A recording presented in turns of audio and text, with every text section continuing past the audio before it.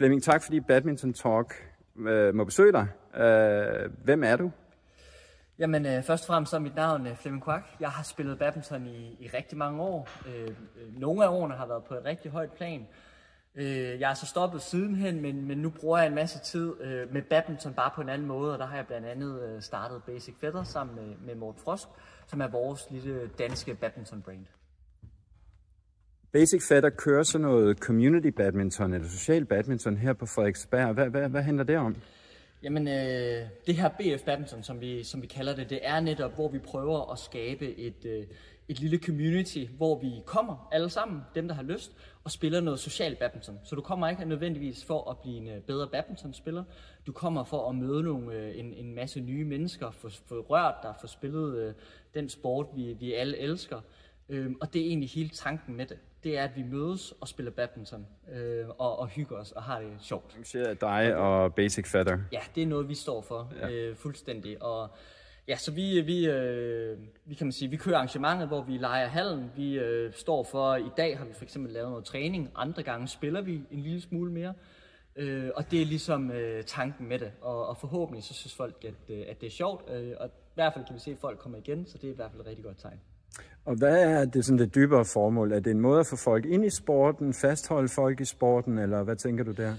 Altså det er helt klart først og fremmest at fastholde folk i sporten, fordi der er ikke nogen tvivl om dem, der kommer til BF Badminton, de kan finde ud af at spille på et eller andet niveau. Det kan godt være, at nogle er lidt mere nybegyndere, og andre er lidt mere øvede, men de har i hvert fald haft kan man sige, noget med sporten at gøre. Men dermed sagt vil vi rigtig gerne have, hvis vi kunne få nogle helt nye ind. Det tager vi gerne imod. Som sagt, så er det social badminton, så det handler ikke om at komme og blive bedre, men at få et godt indtryk af sporten. Og efter din opfattelse, nu har vi haft vigende medlemstal faktisk i mange år i dansk badminton. Er det sådan nogle initiativer, der skal til fra forskellige steder for at få fastholdelsesdelen til at blive bedre fremadrettet? Det kan det måske være. Altså nu har vi i hvert fald prøvet noget, som vi ikke selv sådan i hvert fald er bekendt med. Jeg er helt sikker på, at det sker ude i de lokale steder, men det er ikke noget, vi i hvert fald er særlig bekendt med. Så nu har vi prøvet noget og få folk til at mødes på. Det kan være en måde.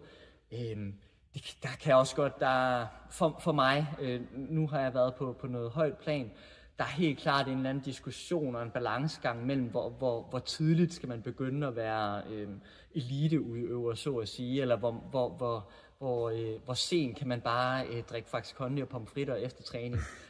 Det synes jeg jo er helt fantastisk, og det er meget det, når jeg tænker tilbage på min badminton-tid, at det har været at sidde lige så meget kafeteret efter træning, og det savner jeg måske i nogle haller, i og med, at der bliver lukket en masse kafeterier derude desværre. Så jeg tror faktisk, det er et undervurderet samlingspunkt. Jeg kunne ikke være mere enig, men nu handler det om dig, så her afslutningsvis, er det noget, du vil fortsætte, eller jeg i Basic Feather vil fortsætte med fremadrettet, de her samlinger fredag i Frederiksberg? Nu er det tirsdag. Men, tirsdag, sorry. Det gør ikke noget. Det er helt klart vores plan. Nu holder vi selvfølgelig lige sommerferiepause her i juli, og så vender vi 100% tilbage et eller andet tidspunkt i august. Det skal vi lige have fundet ud af. Men vi vender tilbage og kører derud af, og hvis der er opbakning, så er vi her, så at sige. Så det er helt klart planen. Det glæder vi os til at høre mere om. Tusind tak for din tid, Flemming. Selvfølgelig.